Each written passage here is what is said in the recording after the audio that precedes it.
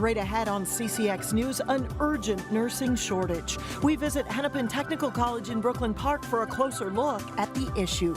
Plus, the city of Plymouth looks for solutions to its challenge of finding enough firefighters. We'll look at what the city is doing. But first, can you look at our picture? A family's emotional plea for help to find their missing girl. CCX News starts right now.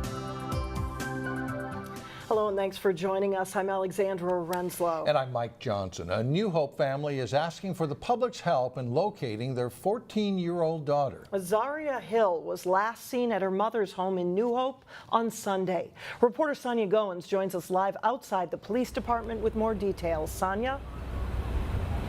Mike and Alex, I spoke with police and Zaria's parents. Everyone is actively looking for her. Zaria's dad told me she was doing laundry in the basement of her mom's home when she suddenly wasn't there.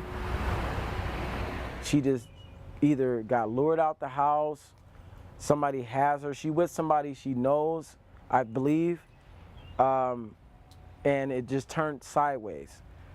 From the information we had gathered that I can't share right now and what I saw, it dictates that somebody either has leverage over her somehow where she can't leave the house. Unfortunately, once word of this spread, there's a lot of stories and accusations that have surfaced, as they do with a lot of cases. So we sift through those pretty carefully to find something, if it might be credible, and to this point we have no credible information. Zaria Hill is 5 feet tall, 130 pounds. She has curly brown hair, possibly in a ponytail. She was last seen wearing black pants and an orange shirt. She was also carrying a black backpack. Now, police are working around the clock on this case, and they're asking the public if they know anything to please give them a call. Their phone number is 763-531-5170. You can also dial 911. Live in New Hope, Sonia Goins, CCX News. Thanks a lot, Sonia. As nurses celebrate National Nurses Week, there's a reminder of an urgent nursing shortage in certain areas just as the population ages. Nursing homes, long-term care, home care actually is really hurting. Clinics are all hiring LPNs and they're having a hard time filling those positions. Kim Becker, the nursing director at Hennepin Technical College, says fewer students are completing programs to become licensed practical nurses. That number was down 38% in Minnesota last year. She says with a job placement rate of 100%, it's a type of nursing that should not be overlooked. Graduates say they have options for work or using it as a springboard towards a higher nursing degree. There's a lot of places that do the LPN to BSN bridge, and it's a great way to start because the nursing program is so competitive that when you have your LPN, they would look at you more if you want to go through the nursing program. Hennepin Technical College graduated more than 100 LPNs last year, and they estimate there will be a need for more than 7,000 new LPNs to meet the market demand by the year 2024. The Osseo School District is trying to address anticipated overcrowding at some of its schools, and that means, according to district officials, some serious and significant options could be on the table by fall. We're looking at it, in the totality of doing what's best for the students that are currently being impacted today. Some of them are there's quite a concern about some overcapacity as well as the growth into the future. Here are the schools impacted by overcapacity issues. Basswood and Rice Lake Elementary Schools in Maple Grove and Garden City Elementary in Brooklyn Center are all expected to see enrollment spikes of more than 20% over the next 5 years. At the secondary level, Brooklyn Middle and Park Center, Osseo and Maple Grove senior high schools are also staring at rising numbers and overcapacity. Options to address the problem could include attendance boundary changes and school building additions. Among the drivers impacting the growth are new housing developments in Dayton, Corcoran, and Northwest Maple Grove. Meanwhile, the Osseo School District has made a decision on an interim superintendent to replace retiring Superintendent Kate McGuire.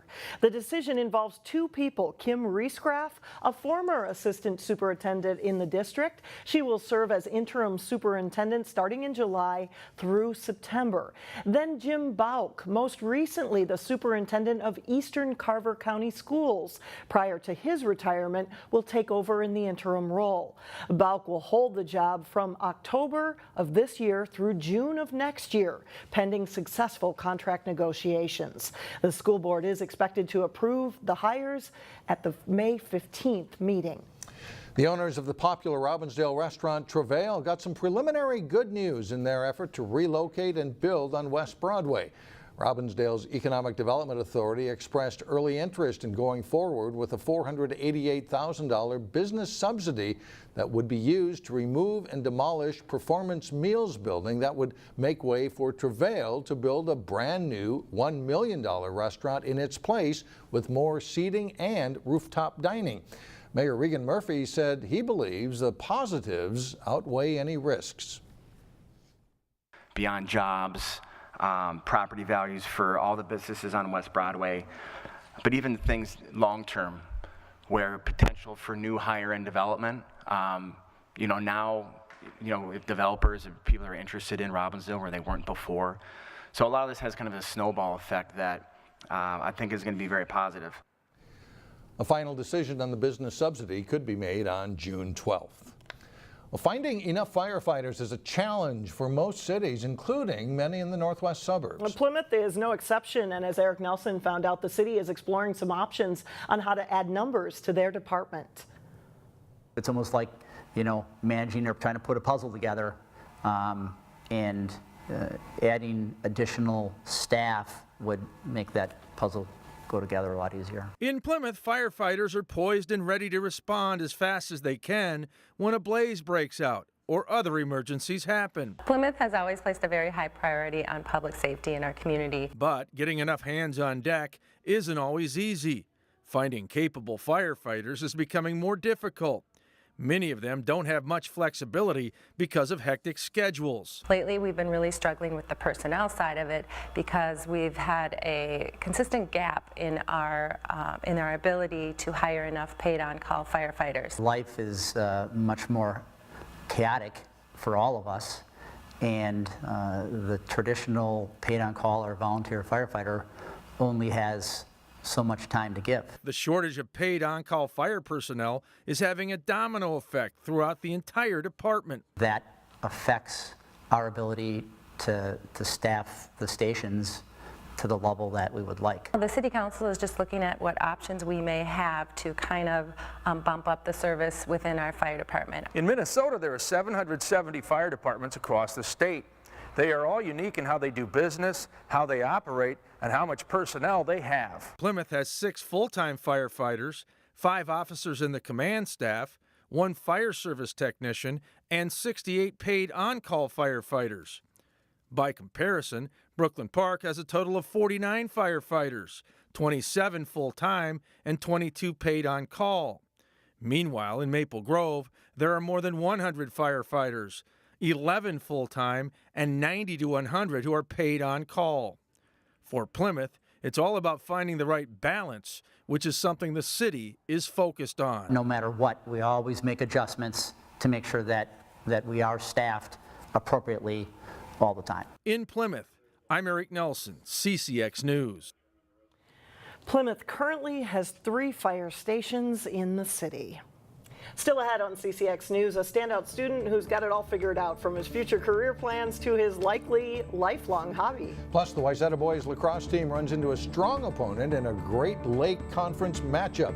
That's later in sports. But first, a sunny start on Thursday, then more rain possible late Thursday night. We'll be right back. Well, this week's standout student lets his work do the talking. At Osseo High School, senior Eric Lundstrom is a hardworking student with a natural eye for photography. Se llama La Persistencia de la Memoria. In this Osseo High School Spanish class, senior Eric Lundstrom is learning how to express himself in another language. But this quiet leader usually lets his actions do the talking. Kind of just like set a good example in the hallways and stuff, and then in classrooms and stuff, and show them how to act, you know. This three-sport athlete, student ambassador, and honor roll student isn't one to brag about himself.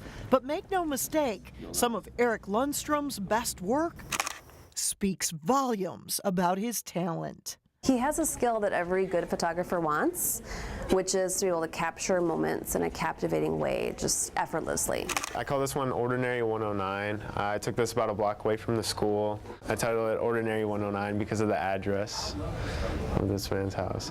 His photos are earning state and national recognition.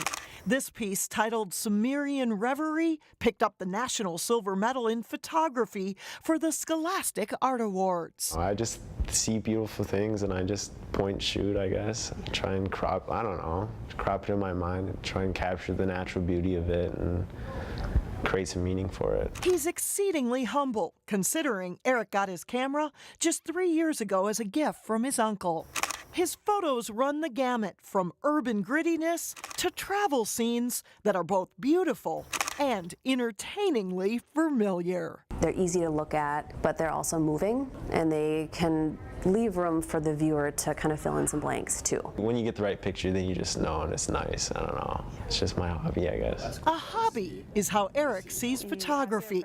His plan is to become an airline pilot, one who will no doubt travel with a camera.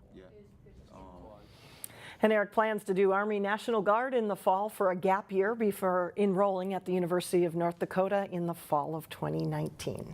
Impressive kid, impressive photography. Still ahead, players on the Minnesota Lynx visit a New Hope elementary school. But first, Maple Grove and Osseo battle in a good one in Northwest Suburban Conference Baseball. John Jacobson is in next.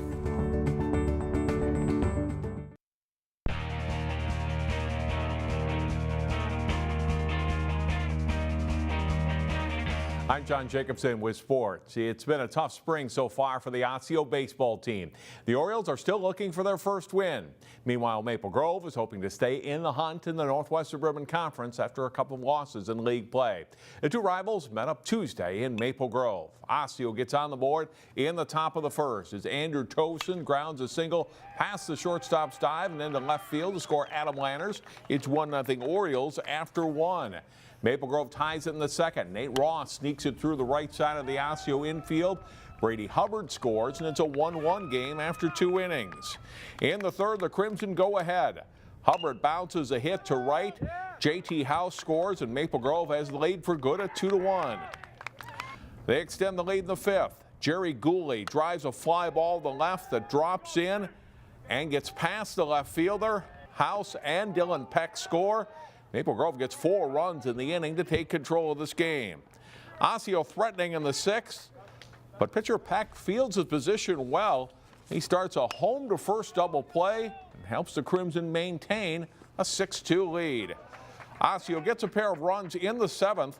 Tim Lavin with a bouncer to short that's misplayed. The Orioles rally though will stall, and Maple Grove holds on for a 6-4 win over Osseo. In lacrosse, Wayzata played host to rival Minnetonka in a girls-boys doubleheader Tuesday. The girls game up first. Minnetonka won the first meeting this season between these teams. Wayzata in white, Haley Olson, Anna Laugen. She goes straight to the net to score and ties the game at 2. Trojans goalie Caroline Ronning makes several big saves to keep her team close. The Skippers do get a few past her. Anna Brooks with a nice run to the net. She tucks it away for a 4-2 Minnetonka lead. Ashton Utsi takes the pass from Olivia Buellen, and she's alone for the goal. The Trojans fight back to tie at 5-5 at halftime. Second half, Minnetonka comes out strong. Julia Gallagly with a great spin move and scores for an 8-5 lead. Minnetonka outscores Wayzata 6-2 in the second half, and they win it 11-7. In boys lacrosse, Wayzata came into their match with a 6-1 record and a top 10 state ranking. Highlights from their game with Minnetonka. First quarter, Trojans Alex Solly ripping his shot in, one of his 3 goals on the night. and it's 1-0 Wayzata. But the Skippers answer with a flurry to end the first. Andrew DiFrancesco's shot makes it 2-1. It's 3-1 Tonka after 1. Second quarter, Max McGraw to Jacob Dahl. And Dahl scores to help Minnetonka take a 7-2 lead into halftime. The third quarter, though, is almost all Wayzata. Dalton Sees with a great backhanded shot for one of his 4 goals, and it's 8-6. Sees will pick up an assist passing to Thomas Seifert for the goal, and it's tied at 8 through 3 quarters. And watch this goal here late in the fourth. Luke Getz throws this pass about 75 yards in the air, right on the money to Brooks Hansen, who scores. Awesome goal, but not enough for Wayzata. Minnetonka wins 11-10. One of the great athletes in Robbinsdale high school history has passed away after a 3-year battle with cancer. Dennis Claridge from the class of 1959. I had the privilege of introducing Dennis in the fall of 2013 when he was inducted as part of the charter class into the Robbinsdale High School Athletic Hall of Fame. Claridge lettered in football, basketball, and track in high school, but he really excelled in football, quarterbacking the Robins to a 1958 state championship. He later played at Nebraska, leading the Cornhuskers to 2 Big 8 conference titles and an Orange Bowl victory over Auburn as a senior. Claridge also played for both the Green Bay Packers and the Atlanta Falcons before settling into a 3-decade-plus career in orthodontics in Lincoln, Nebraska. Dennis Claridge was 76 years old. We'll be right back.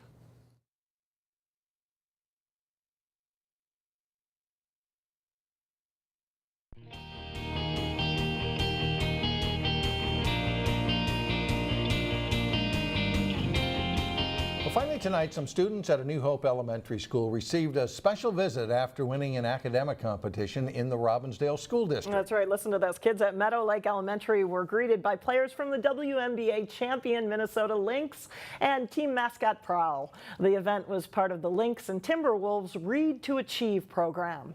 The Lynx were at Meadow Lake because that school finished first in a comprehension and vocabulary contest with several other schools in the district. They received free books and found out that being a good student pays off.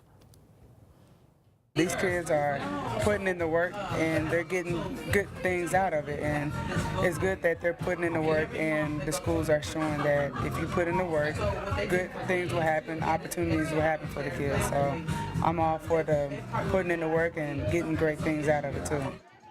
After today's visit, the Lynx might see a few Meadow Lake students at future games. And you were out there, Mike. Did the kids have a chance to pick out which books they wanted? They picked the books, and they, as you saw, they got them autographed by a player and by Prowl. Nice. Very cool. That's all for us. Thanks so much for joining us. And we'll see you back here again on Thursday, starting at 4.